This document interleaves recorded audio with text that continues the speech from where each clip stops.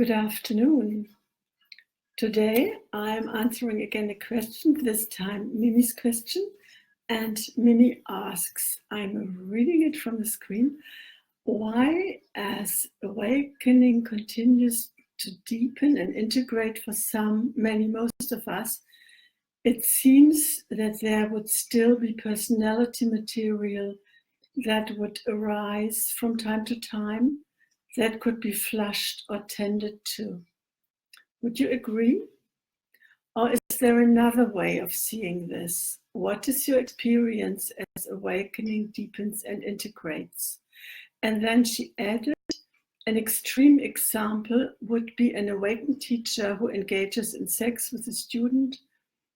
We've seen much of this in recent years in various traditions. Other examples could be lashing out in anger, acting in cruel ways, manipulation, taking what is not given, or theft, etc. Thank you, Mimi. This is a very important question, and I think something that really moves the spiritual communities everywhere. Actually, there are two questions in this. The first one, is there still personal material that arises from time to time and needs to be flushed or tended to? Yes, there is. And there is for a long time. If you followed me, it just happened to me as well. In the meantime, I had a campsite at the Baltic Sea, and it was very difficult with the campsite owner there. They raised the prices very high. And so I just went there and tried to bargain a bit.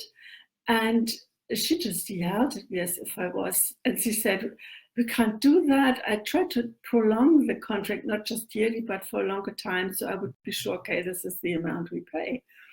And she said, there could be any Hell's Angel who then, who behaves nicely in the reception and then gets a space, and then all hell breaks loose on the campsite. Now, I'm not sure I look like a Hell's Angel. And she just kept going like that. And it got even much worse. She was very abusive. And it totally cued me into what happened in my childhood. I had a very abusive father. And what really cued me in was she had been on our side like 2 weeks before that and said how well everything was done, how nicely made, and that there was nothing that needed to be changed because there are visitors moving around in the campsites from the local government. And they check whether, for example, the fire distances are kept. Sometimes the travel trailers are too close together, or the ways are too small, and then that has to be changed. All right, now we had already looked up which rules we had to adhere to and just arranged it like that. Hello and welcome to my video. Just say hello so I know who's there. And this sudden change of everything is just fine, you're fine to go, to acting as if you were Hell's Angels and only out for her worst, this sudden change is exactly what my father did all the time. One of the children was always the favorite child, but it was a very dangerous position because after a short time, this would change for sure. And you were the worst child ever, not more worth than dirt. And that always kept happening. The circle kept just circulating. So this material was flushed. I experienced an incredible amount of fear. And that kept going because I had to arrange some things and had to go back to the reception, ask this and that, because I wanted to sell the site then. I didn't want to enter the new contract. And each time I had to go there or even call there, sometimes I just called from a travel trailer because it was too much for me to face it. Hi, Sue. I just had so much fear. It was unbelievable. It was really very much out of proportion. So it was clear it has nothing to do with this actual situation. That was bad. but it didn't really justify that much fear. So that was what was happening. Now, this flushing happens to everybody. And if it hasn't happened to you yet, wait until the eighth theta is gone, because then all defense mechanisms are gone as well, and some material will come up to be resolved. The only thing that needs to be done in these cases is just to feel it. There is no way of fighting it. And I mean, even the idea didn't come up. It was just, okay, I have to get through this and feel it. There is no other way. And it's not so hard beyond the fetus, because by that time, you and I am very much used to feeling unpleasant sensations, because they are around through the whole inquiry. So it's just more and maybe more intense. And it was very interesting, because I expected to feel relieved or better in some way when this was over. But now I'm in Hamburg, as you see, and I just feel the very same. I don't feel better or worse or different, even not different. It's just I'm now doing other stuff, and all this emotional upheaval is gone, but nothing really changed. It's quite amazing. This is some scaric flushing, how we call it sometimes, that needs to be tended to by just being felt. And this happens on the inside. It's not lived on the outside. It's just an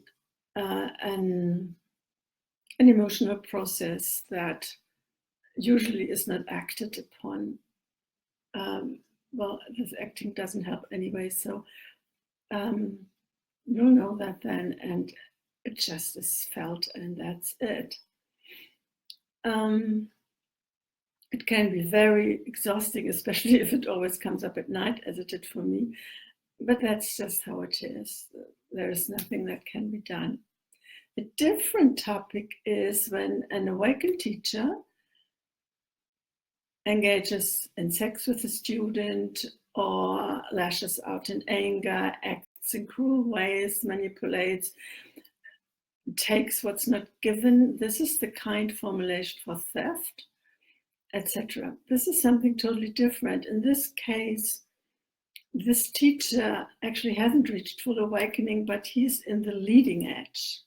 That means he has had some experience of what it's like to be awakened, but there is still a kind of rubber band holding him back, and most often it is 4-5, the fetters of desire and ill will, that hold on to you when you're in the leading edge. That's why you hear me always asking, until the eighth is gone, how is your reactivity these days? Because it can come up a long time.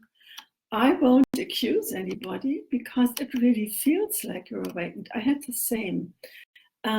When I first felt I was through the fetters, I really felt like that. It felt good. I felt very quiet. Everything just felt fine, calm. I thought, okay, that's it. So, and then 2 months later, I got so angry at somebody, really angry. And I thought, oh, what's going on? Then I just thought, okay, I've done 2 rounds in for 5, and I had a really strong shift, so nothing more can be done here. I need to do something else. And so I worked in a group where it's only about feelings, and that helped a lot. And then I looked into feelings for 5 months. I looked it up because it feels like 5 weeks, but it was actually 5 months. Every single day I looked into feelings. After the issue why I was so angry was gone, and I had reconciled with this person, I had opened the box of Pandora, and just everything was coming up. It was surprising for me. I hadn't thought that that could happen. And so I just felt through everything, with all the memories and the feelings that are connected to the memories, and just really, really dedicated my time to it fully. And at least once a day, half an hour, I felt it. And during the day, I did it as well, just going along. And when there was something stronger, I kind of reserved it for the evening and then just remembered the situation, which usually brings up the feelings again, and then looked into the feelings and the connected memories. And actually, while I was looking into feelings, into a mild sadness, my any last sense of self fell away. So it wasn't gone fully, and I had noticed it. Sometimes it's just impossible. So I wouldn't blame anybody for thinking that they are awakened. But if something like that comes up, the red light needs to go on and say, hey, you can't put this under the carpet like wild awakening or something like that. No. It's unfortunately the fetus 4 and 5 that are still alive and well. And then desire or ill will can take over and lead to this behavior. So what needs to be done is apologize, reconcile, make up for what is done, and then take care of these assumptions that are still there, and can still trigger this kind of behavior. It's very quickly done when the fetus are already at rest. For me, it took a day, then it was just gone. But it needs to be done. The temptation can be strong to kind of not even see it for yourself. I felt that it was kind of starting to justify something, and then I thought, no. We don't go down that route. We have to be really, really honest here. And this is, I think, the most important asset on the path to awakening is honesty, true honesty towards yourself. First and foremost, towards yourself. We are so ready to sweep something under the carpet to feel better about ourselves. So it's really important to be honest towards yourself. And that's all that's needed. And then just feel it and really make up for the harm you did. You probably did. I did. I really lashed out at the person, and it wasn't pretty. And so, we called by telephone. We directly talked to each other, though we only knew each other from the internet, actually. And that was very good. So it's not the end of the world, but it creates a lot of harm. And yes, that's why we see these behaviors, unfortunately. I think it's part of the game. And part of the game, I mean, of the spiritual scene, there are just many people who feel that they are awakened when they are not yet, and it's not even their fault because it really feels like it maybe. And then they don't know what happens when they get taken over by desire or ill will. And so as a student, it is very, very important to watch out for these signs and just not to get involved into that. You can still learn from a spiritual teacher who's not fully awakened, for sure. Our guides guide always in the fetus. They already have seen through, though they might not be awakened yet. That's no problem. But when somebody engages in that behavior, that simply means he's not fully there, which is okay, but just stay away and don't get involved into that. It's not that this person is necessarily a very bad person or something like that. No, pretty human actually, but human in the way that there is still something to be seen. So until awakening takes away all these assumptions, all kinds of actions can still occur.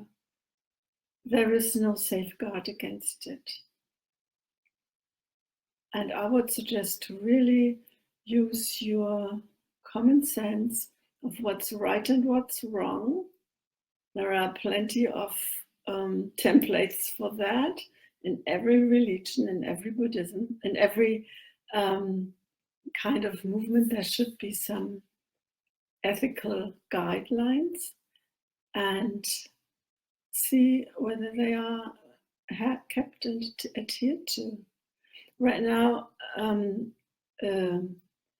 association was founded for spiritual integrity, that is for teachers who really work on working with full integrity and not slipping. They shouldn't actually have to strain to not slip, but I think it's very good that people are aware of that. And there is also on the website a large section for students and what to watch out for. And it's a wonderful resource. I'll invite you to go there. I'll post the link in the comments when I'm done. I'm a member of that association, and we meet regularly and actually talk about these issues. We have specialists who work themselves with teachers who slipped and behaved in an unethical way. And kudos to those teachers that they see it and really try to work on it. And there is something happening in the background that helps those people be better teachers. And since we cannot know for sure what's happening, just pay attention to what's going on and don't think everybody does everything right. Not everybody does everything right, and it's just like that. Yes, that's all for today. If you have been involved in any form of abuse, verbal, angry abuse, sexual abuse, do get help. There is even spiritual abuse. I felt I was spiritually abused. So do get help and find somebody to talk to about that and to resolve that, because that can block your process for quite a while. It did for me, actually. I was really suicidal afterwards. I was with a teacher, an Indian guru, and I experienced very blissful states, which actually I later came to know as the jhanas or dhyanas. And this was talked about as being in one space with him. Now, when I found out what was going on there, I left, because there was also quite a bit of, do you say treachery, theft in the background happening. And each time I would sit down to meditate, this blissful states would come up, and I would say, no, I don't want to be in this state with this teacher, within the same space with this teacher anymore. And in the end, I had to give up meditating because they would just start on their own. I couldn't stop it. And that led to me feeling like my lifeline was cut, and I was so suicidal for a month. And I felt like, boy, the utmost I can do in this life is not to kill myself. So it can really feel bad. Look for help if something like that happened to you on any level, so you can then pick up a path with open eyes again and proceed. All right. Thank you so much, and see you next time. Bye-bye.